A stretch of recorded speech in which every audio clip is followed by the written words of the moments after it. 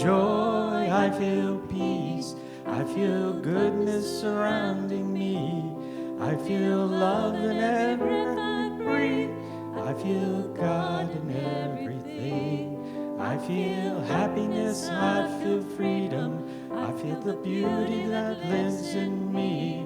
I feel perfection in what life brings. I feel God in everything.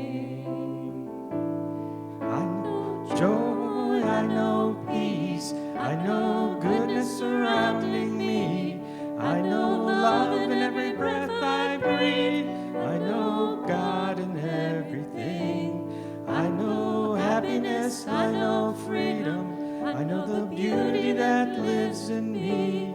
I know perfection, that's what life brings. I know God in everything. I know God in everything.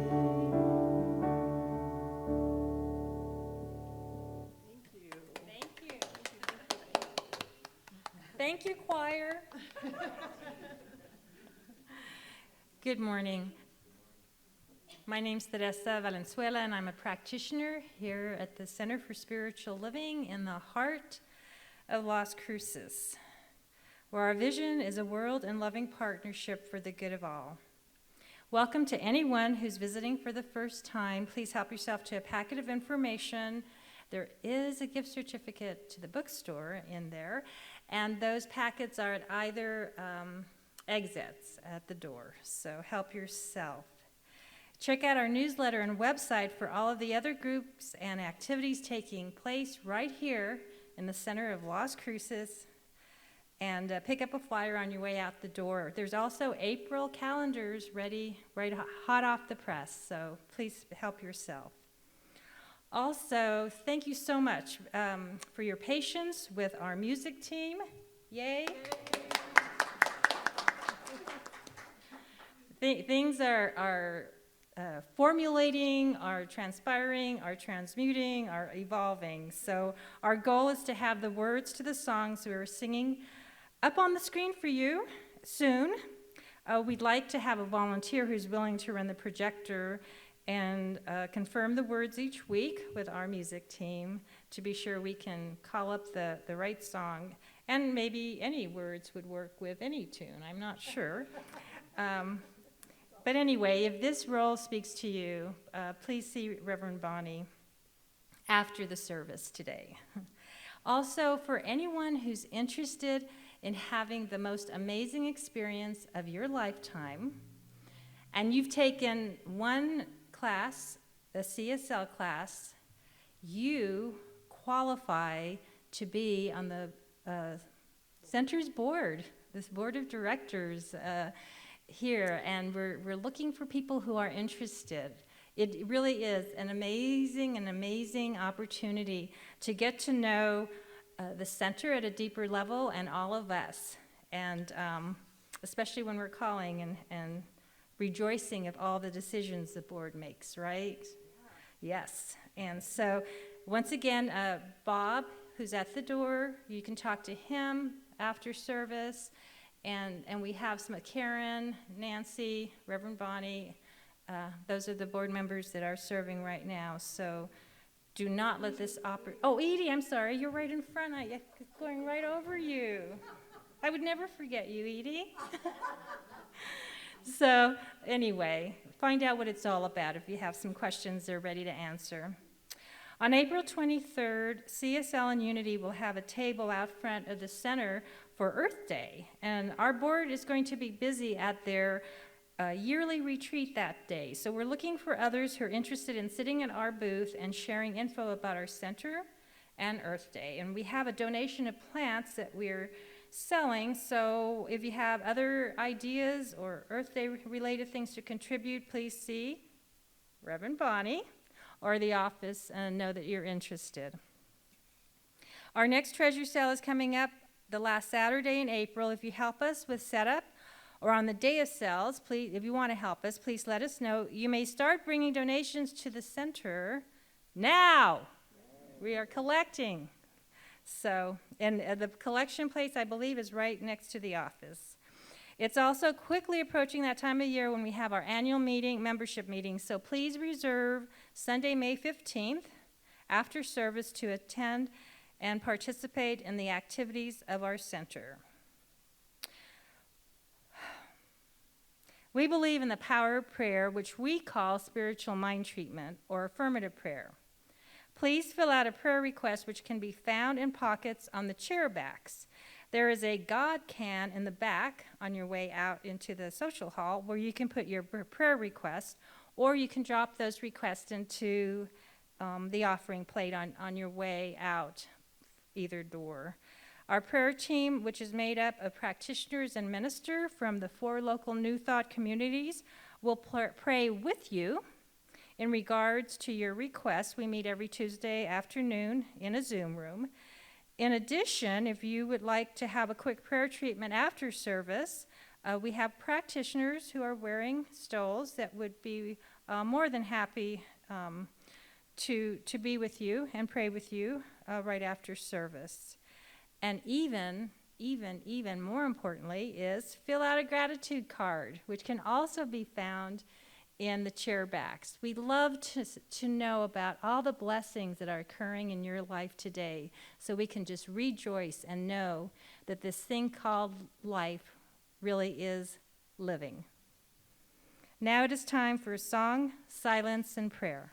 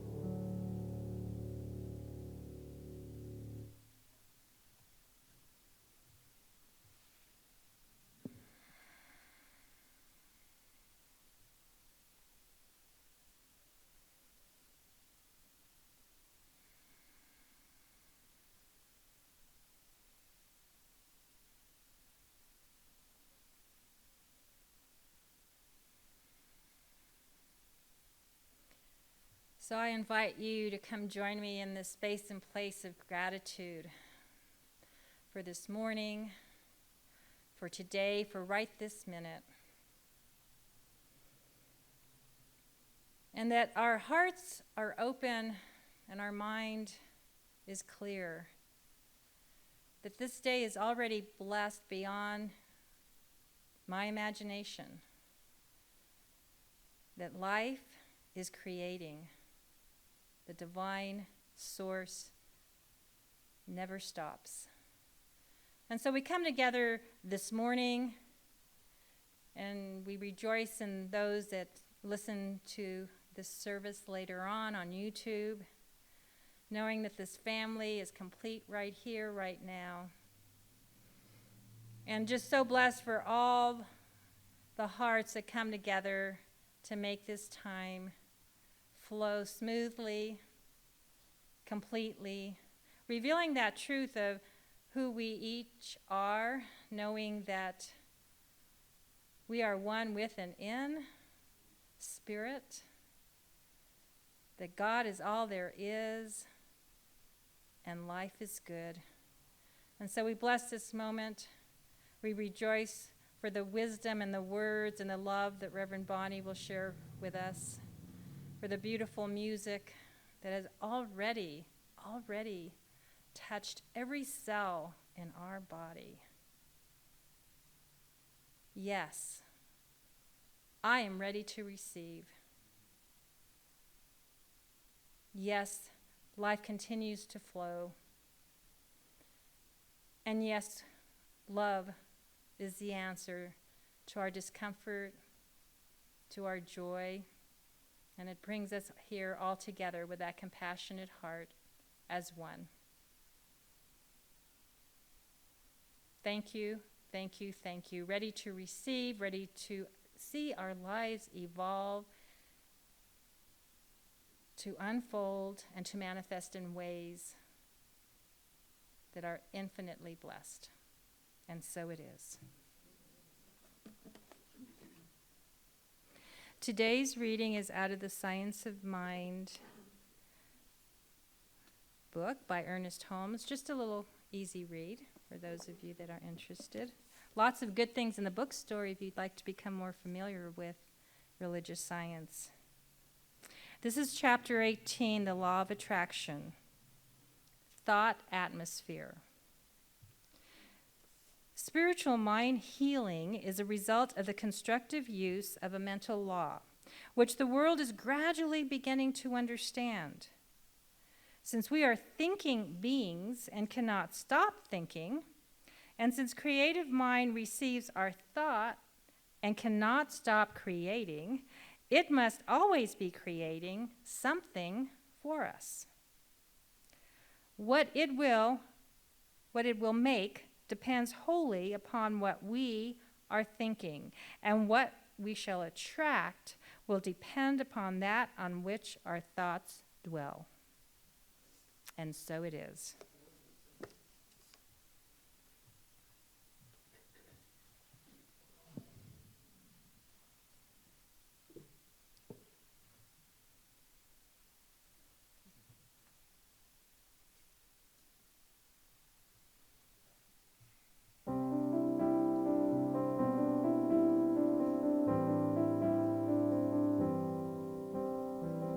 You will do amazing things with the joy each new day brings, and with every step you take, plus the progress that you make.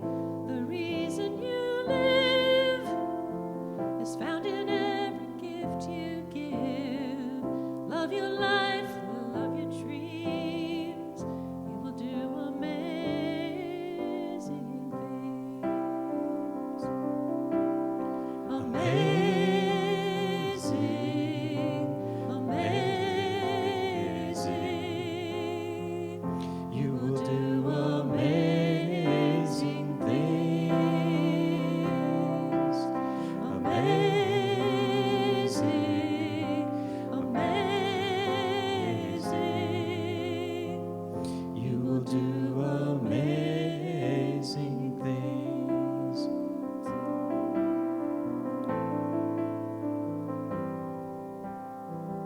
Oh, the places you will go, and the people you will know. Don't worry when, where, or how.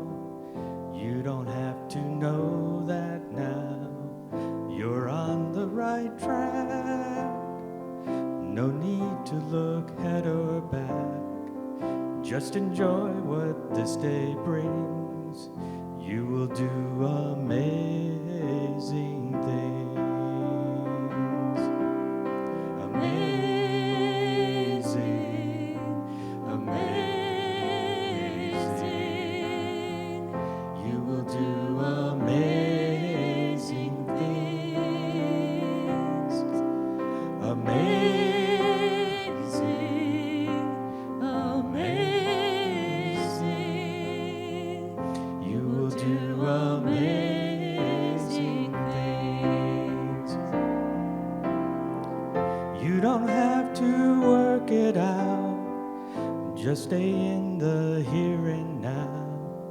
Let your mind rest for a little while.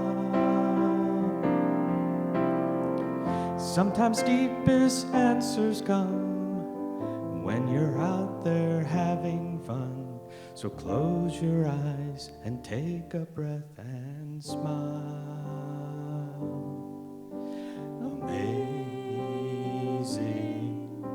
amazing. You will do amazing things. Amazing, amazing.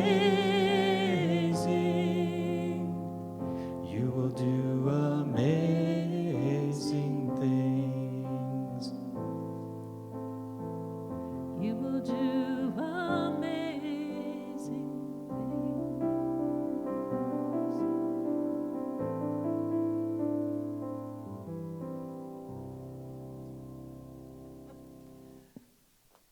Thank you. And that song, you guys are right on target again. This Sunday, you'll see what I'm talking about.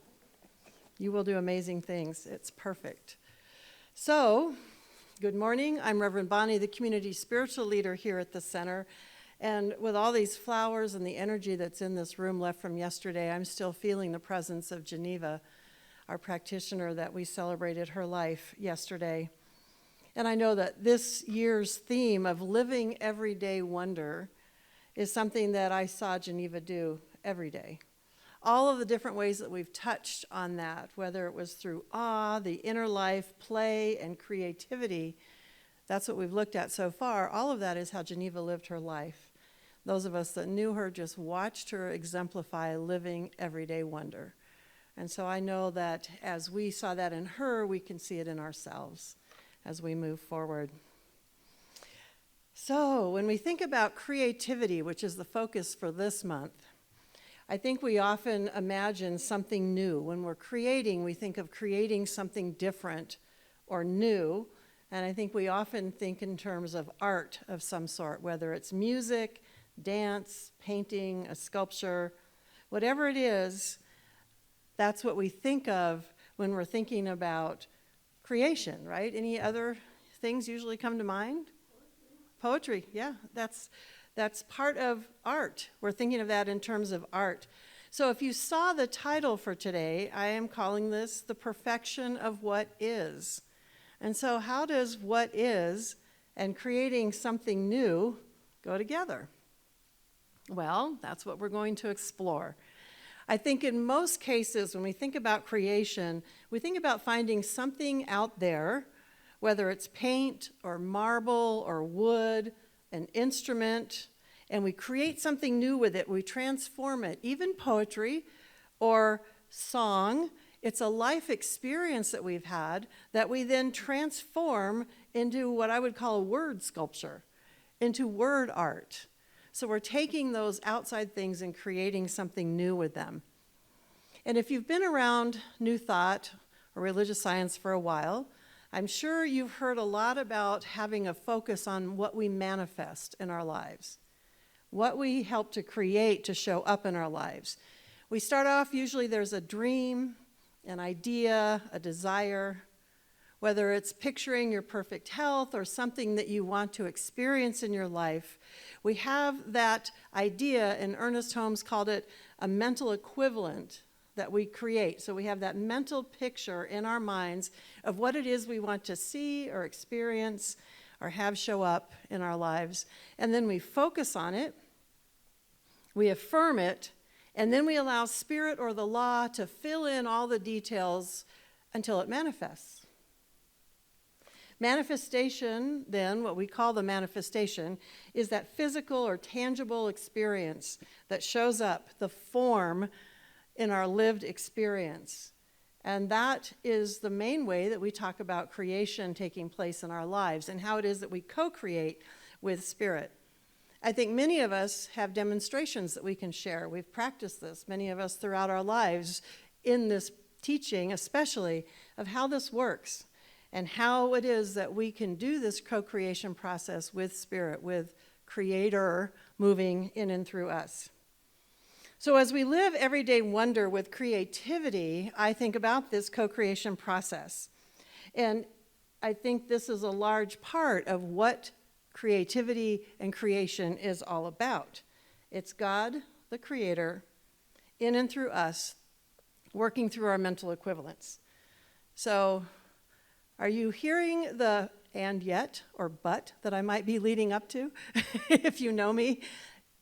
As I started thinking about this, after many years of manifesting all kinds of things in my life, and after years of believing that I had maybe not total control, but pretty good control over what was happening because I had figured out how this stuff worked. I'd figured out how to do treatment. I'd figured out how to manifest in my life. Things started to shift. As you may have heard, we often talk about in this teaching that you can manifest princes or princesses, palaces, and places, parking places. Remember those parking places? So we go, woohoo, we're at the top. We figured it out. We know how to make this stuff work in our lives. And yet I think what happens is once we achieve an awareness of something, once we've learned something to a certain level, we get to that level and then we start looking out to the next level. We start looking out at what more there is to learn. We start to realize that even though we've learned this much, there's so much more to learn, and there's a deeper understanding of what it is we've learned and how we can apply it. And so I found this to be true with this idea of creation or creativity in my life.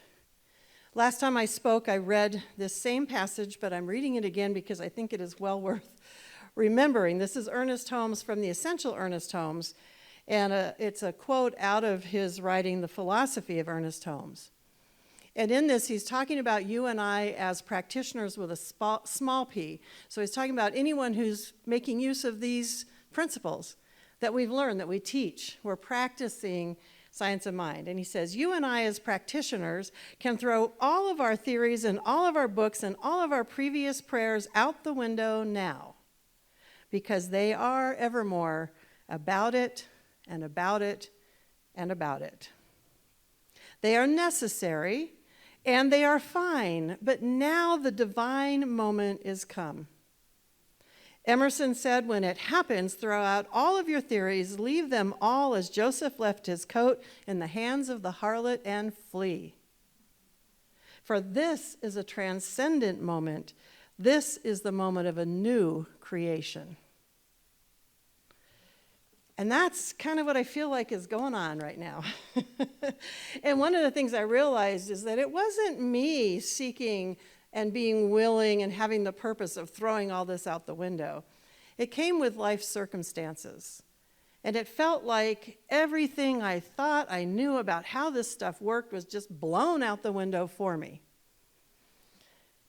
I think a lot of what draws people to this teaching is the power that we feel when we discover this co-creative process.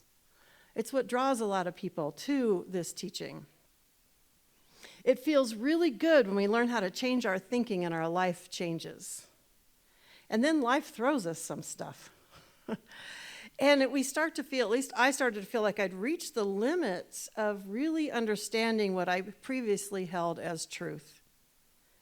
We run into a situation where no amount of changing our thinking is going to change the outward appearance or the outward occurrence. We start to see where no amount of changing my thinking is going to change someone else's behavior. It's not going to change someone else's choices or their life path.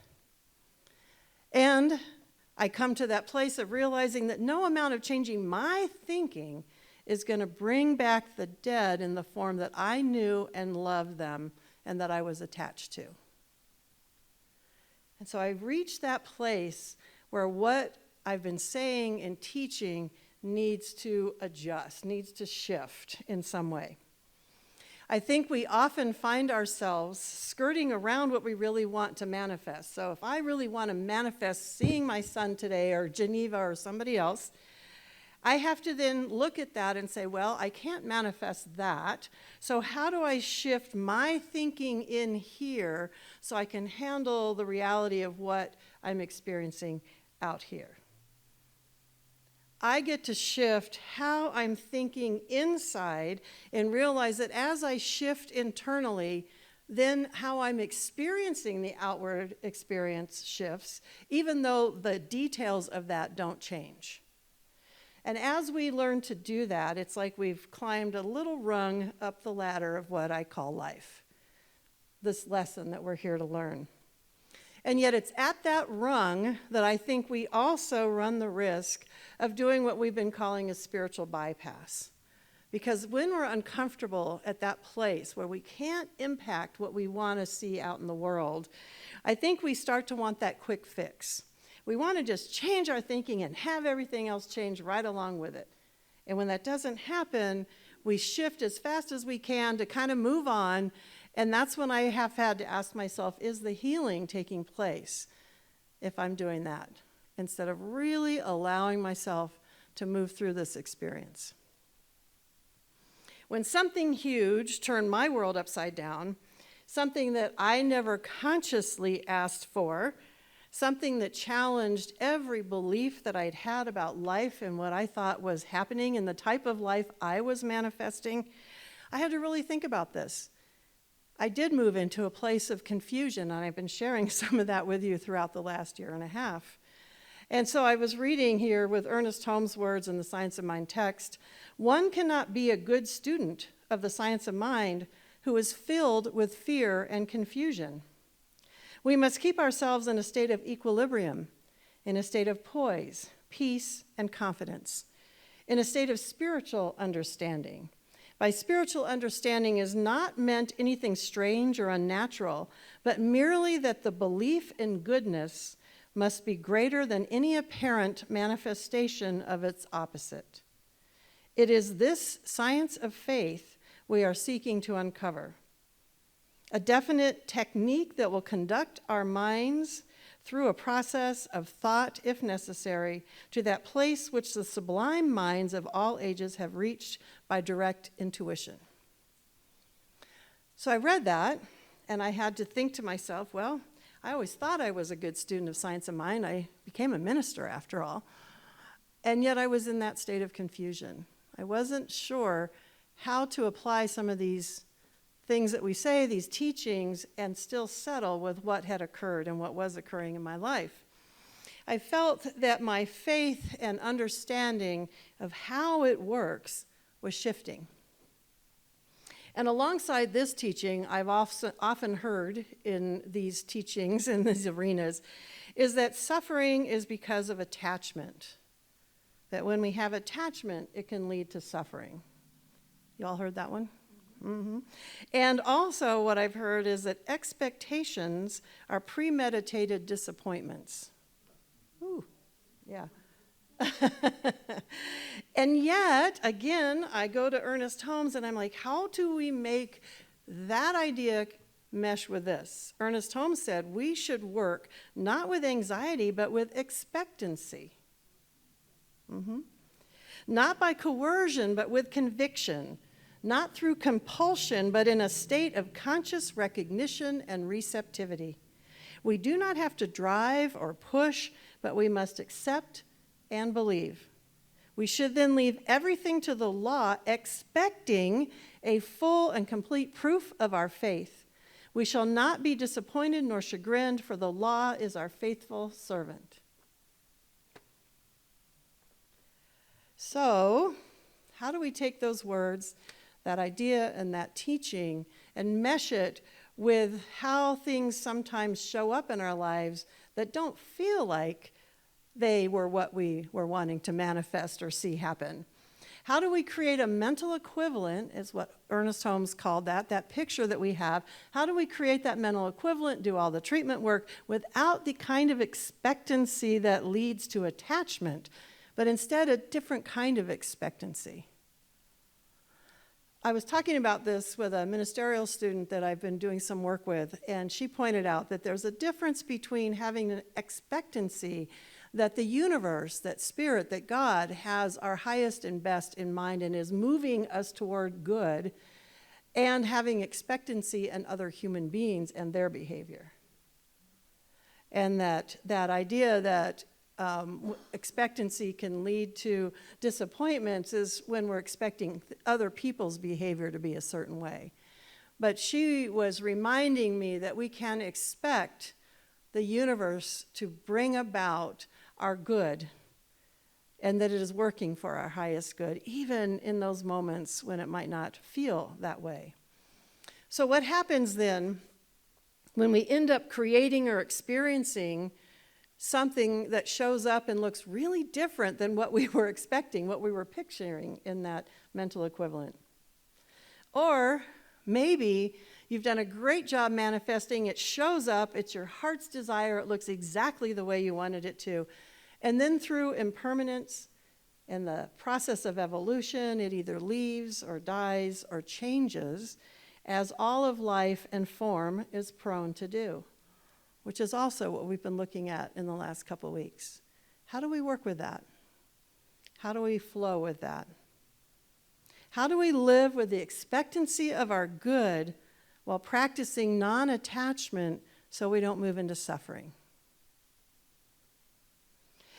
Well, since last month's focus was on play and seeing an increase of play and spontaneity in our lives, and I hooked that together with this idea of impermanence, because as we're moving through life, part of that spontaneity means what was doesn't stay the same. We're shifting, it's evolving and moving. And I was noticing in my life, as I'm opening more to that, the byproduct is joy, is experiencing joy. So having this idea of creation and creativity come on the heels of that put the idea of creation and creativity into a different light for me. Up until now, I've seen creativity and creation, that co-creation process, as being pretty simple. That idea that we have a desire, we create a mental equivalent, we focus on that, and it's manifested.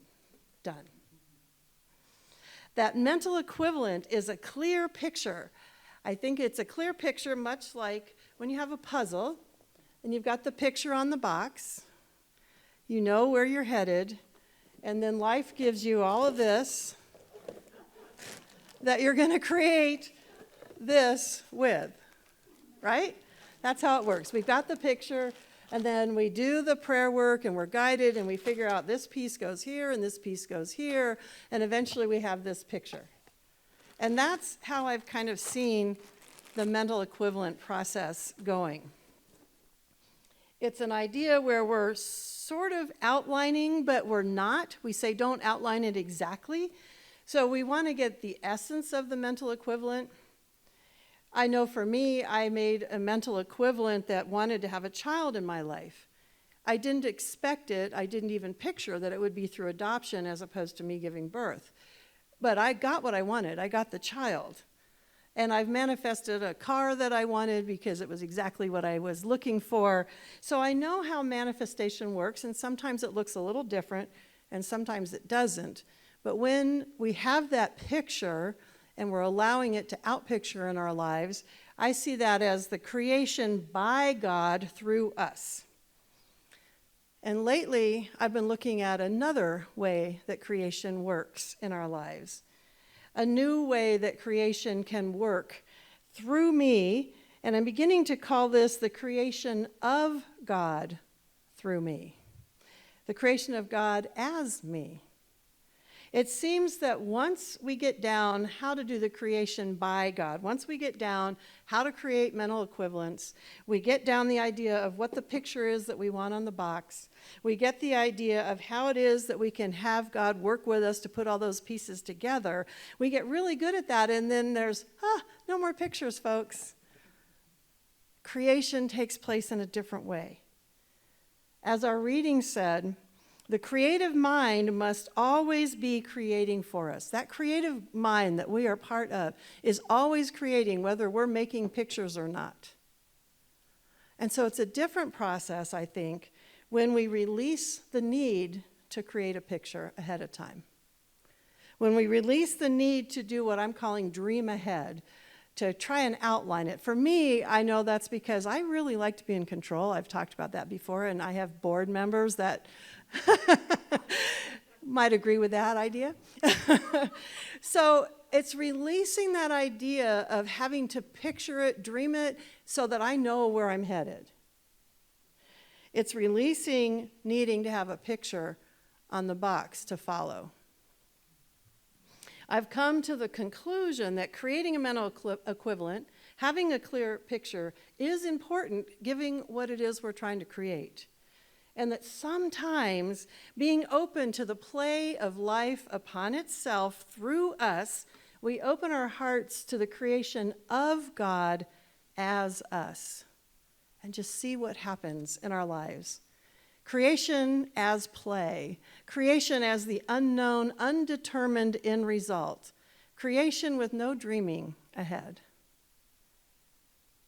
It's really and truly staying in the moment. So how do we stay in the moment of what we're experiencing while also creating a mental equivalent of where we want to go? This, I think, is to allow a different process to happen. It's looking at what is and seeing it as good in this moment. So I have found that that idea of a mental equivalent has had to stretch. And I know when we teach how to do treatment process, which is that affirmative prayer process that we teach in classes, we often teach that you've got this beautiful vision, you've written all these great words, you know where you're headed, and then we add this or something better. Because we're aware that sometimes what we can picture isn't as grand as maybe the universe could provide. So we stretch that mental equivalent by saying this or something better. We also sometimes stretch that mental equivalent by just releasing it to the highest and best good for whoever we're treating for, whether it's ourselves or someone else. Again, no picture, just allowing the highest and best to move through. And we stretch when we look at something that we thought we were trying to manifest and something different shows up, but we know that we've just gotten an answer, we've gotten something. So we stretch when we do our best to be grateful for whatever shows up. And I know that's a practice that many of us do as well, how to be grateful for whatever shows up in our lives. And sometimes we are so truly grateful because what shows up is so far better than we ever imagined. We know that we couldn't even picture it. We didn't even know what all the pieces were we were going to play with. And this amazing thing has showed up in our lives. So we're truly grateful. And I think sometimes we end up moving into blame. We blame ourselves if what we experience doesn't look like what we pictured, because we might say to ourselves, well, maybe I didn't do a clear enough mental equivalent. Maybe I didn't create the right mental equivalent. Like I said, I wanted a child, and I created that experience in my life, but I wasn't clearly stating that I wanted him to outlive me. Was that a mistake in my creative process? I don't know. Yeah. She's like, I don't know. I don't know. What I'm saying is I think that creation works in very different ways and in ways that we don't always know or understand. But when we open to allowing that creative process to come through us, it's a different experience than trying to outline every single thing that I'm experiencing along the way. So since last month was all about the play of life upon itself, and now we're moving into this idea of creation, and I see creation and then manifestation, what we're creating manifests as going hand in hand. This has started to expand my vision of what creativity means. I feel like those pieces of the puzzle have been thrown out in front of me. There's no box lid. And some of those pieces, as I pick them up, are very familiar. They look like things I've experienced before. I might have an understanding of this piece or this piece. And then some look totally different than anything I've ever experienced before. And I realize that I'm being given the opportunity to co-create something new without dreaming ahead, without outlining it, without trying to figure out what picture I want, but rather just looking at what is being given to me, God as me, creating with the play of life upon itself, the creation of God as me, through me, moment by moment. And again, as we pick up those pieces, we get to examine them. We get to see the perfection of how they are right now, and then we get to determine, how do they fit? Where do they fit? Do they fit into our life? Always recognizing that each piece is already perfect in and of itself. And then, without keeping an eye on the box lid, without an eye on a predetermined end goal, just appreciating what is and seeing and allowing that new picture to unfold. And with this approach, I recognize Ernest Holmes' teaching that principle is not rooted in precedence. So even though something might look similar, that doesn't mean that it has to fit exactly like it used to. It might fit a different way. And what I'm discovering is those pieces can be malleable. Those shapes can start to shift and move and change in the moment. And then things start to create a different type of beauty in life, in my experience. Things begin to fit together that I never even imagined were possible. And so to me, this is a real different approach to my life in the creative process. And I'm calling it, like I've been saying, recognizing the perfection of what is. Just allowing myself to sit in that moment and let it evolve, let it move. Practicing my ability to release the temptation, to put my eye on that end result, to look for the box lid and figure out what the picture's going to look like. And instead, just savoring every moment, each piece of newness as it comes along. I'm seeing creation right here, following on the heels of play and spontaneity and impermanence, and looking at the difference between what happens when we create, when we have a clear idea, when we're setting a mental intention, we have that picture, and when we decide to clear a blank space and see what happens as Spirit flows through and shows up in our life. Again, I got some of these ideas from the Morning Altars book. And in here, he's talking about what you do to prepare to create the altar that you might be making. And he talks about how important it is to clear a space, to clear off where you're going to create and have a blank space. And he talks about how sometimes when we look at a blank slate, whether we're looking ahead in our lives or we have a blank canvas that we want to paint on, a blank piece of paper we might want to write a poem on, or your haikus. When we have something that's empty in front of us, how it can bring up those feelings of fear or confusion or anxiety, because we want to know a lot of the time. And this is what he says. I sweep to empty and I sweep to reveal. As Rumi says, emptiness contains what you need. But is emptiness really empty? Could it be that emptiness is a channel through which your creative ideas can be conducted and transformed into action? Could it be that your creative ideas come from somewhere else and move through you to come into the world, meaning that your essential function is simply to keep the channel clear? We will soon find out. So sweep, my friends, reveal the bare earth canvas and practice moving yourself out of the way. We have too much me-centeredness in our culture. Let's sweep the center and bring forth some bare and mysterious earth so that this art has a chance to come into this world for even the shortest amount of time. You stand boldly at the edge of nothing and everything. Sweep and stay open to it. Stay open, stay open.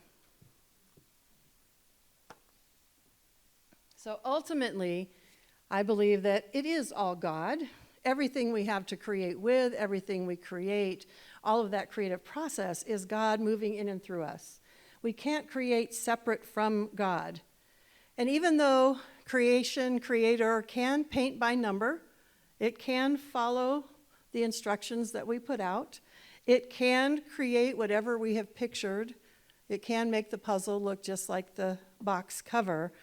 I think that creation also happens and moves through us when we release those numbers and we allow the picture to just transform our lives through us in whatever way it can. I was picturing kind of like how when you learn to ride a bike and you put training wheels on. When we finally take the training wheels off, it feels different. But what we are doing as we're riding that bike is still using the skills we learned when the training wheels were on. But the experience is different because now it's just a free flow. We're in balance already. And I think that's what happens when we release the need to totally outpicture everything every step of the way. With this approach to creativity in our lives, the truth then in the statement, "In God all things are possible," takes a new meaning for me. No, it is not possible for me to change others.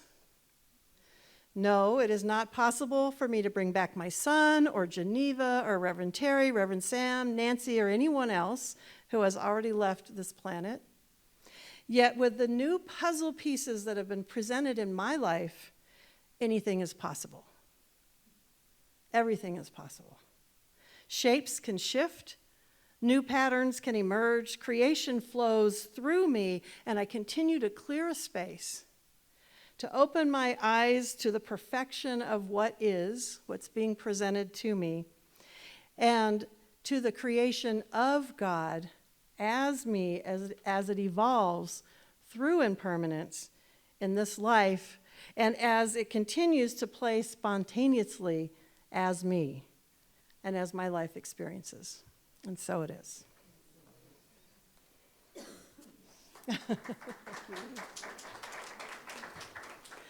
So, with those thoughts in mind, let's just take a moment to go within and to allow ourselves to think about any pictures, any ideas, any things that we're seeking to manifest in our lives, and see if you can picture that stretching, opening to a greater truth, to the wholeness and the awesomeness, the allness of creativity and creation and creator, that which wants to move in and through our lives. Can we expand to let in even more, to see a different picture unfold as it unfolds?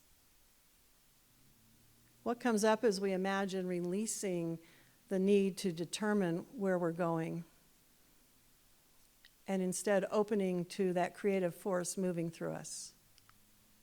We allow ourselves to play with these ideas.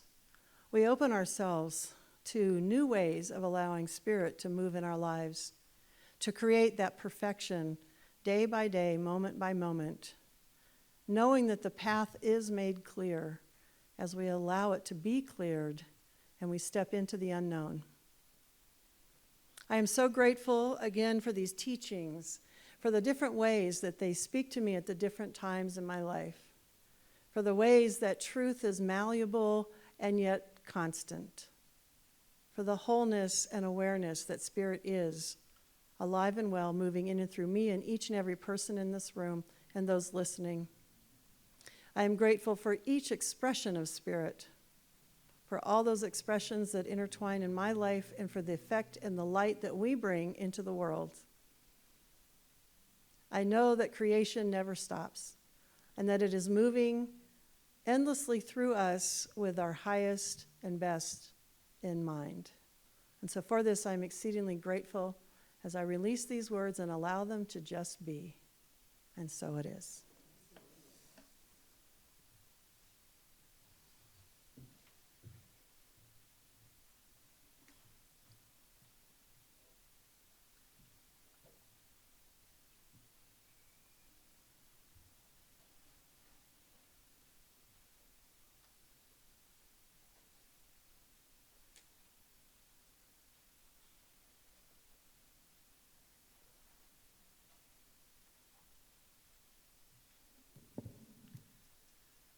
I just wanted to mention that the earlier song that Doug and I did, Amazing Things, was by Janice Stanfield. I'd like to give credit to the composer. And this song is called I Always Know What I Need to Know, and it's by Karen Taylor Good.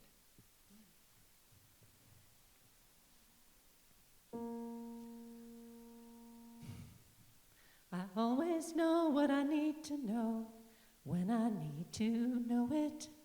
And every time I forget that's so, the universe will show it.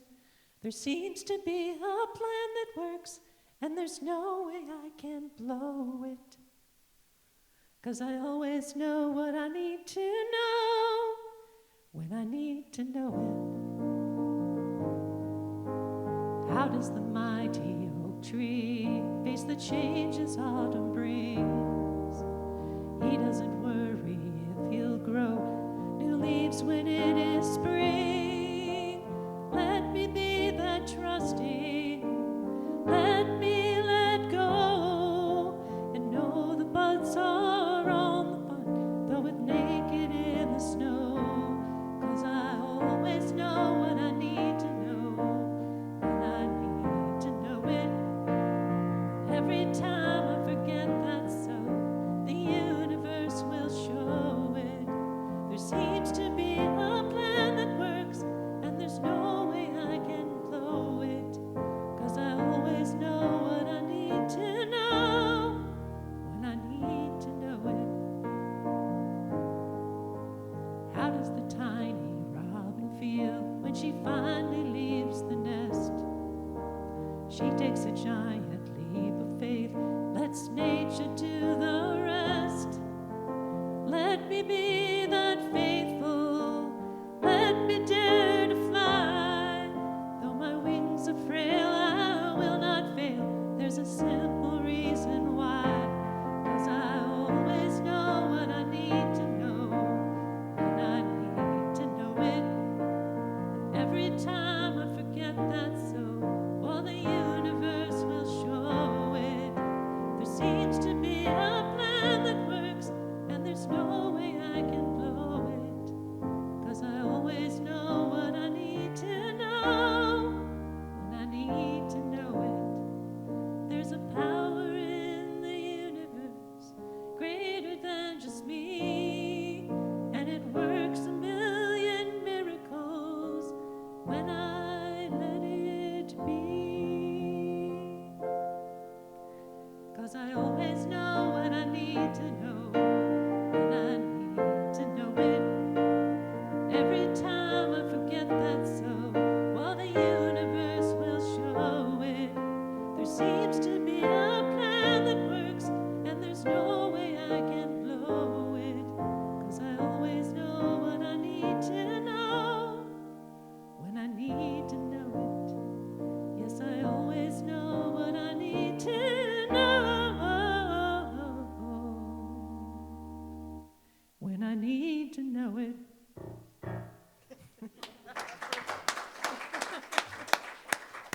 Well, Spirit is still working through the music, because that was a perfect wrap up, wasn't it? That was great. Yeah. We didn't talk about this either. Once again, I'm just letting them do their thing. How perfect. That was exactly the piece I didn't say. We always know as we're going along, we pick up those pieces, we know what to do with them. Isn't that amazing? I love the way Spirit works. Thank you again to Sarah and Doug for doing the music this morning. Thank you for listening to Spirit and what it wanted to say.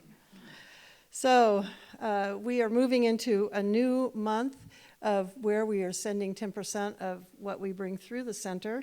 And we are a tithing community, as I've shared with you before, and so 10% of all that comes through here we give out somewhere. And this month we are sending it to the CSL, which is the Home Office Disaster Relief Fund for Ukraine. The Centers for Spiritual Living Home Office has set up a disaster relief fund to send aid directly to our practitioners in the Ukraine, and we're working with them and the minister that has been serving there to make sure that it gets to the people on the ground, to the places where they need it. So we have practitioners in a part of Ukraine called Tenemos, and we are making sure to work with them to see that we're getting help where they need to have it. So 10% of all that comes through is going there, and we also put the link in the newsletter. So if you feel called to serve and give more to this cause, the link is there so you can directly give to them as well. So let's know that right here, right now, in this place, I always know we are so blessed. It feels so good to feel safe here, to be able to share together, to explore on this path as we're learning how all this stuff works. So please repeat after me. Divine love through me blesses and multiplies all that I have, all that I give, and all that I receive. Thank you, God, in me. And so it is. And we will sing, we are so blessed. I am so blessed.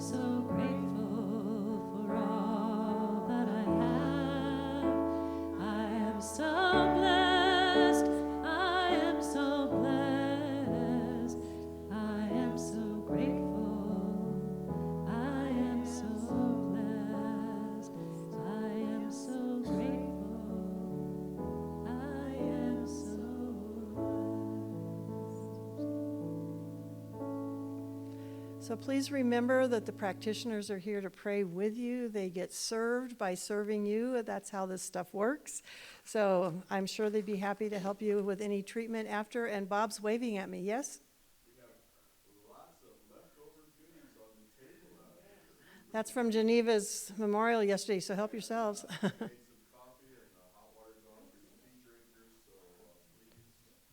Yeah, you can enjoy a little jolt of sugar. So again, remember the practitioners are here to pray with you. And what are we closing with today, Sarah? The peace song. The peace song. Let's sing the peace song if you'd like to stand. That's not the right chord.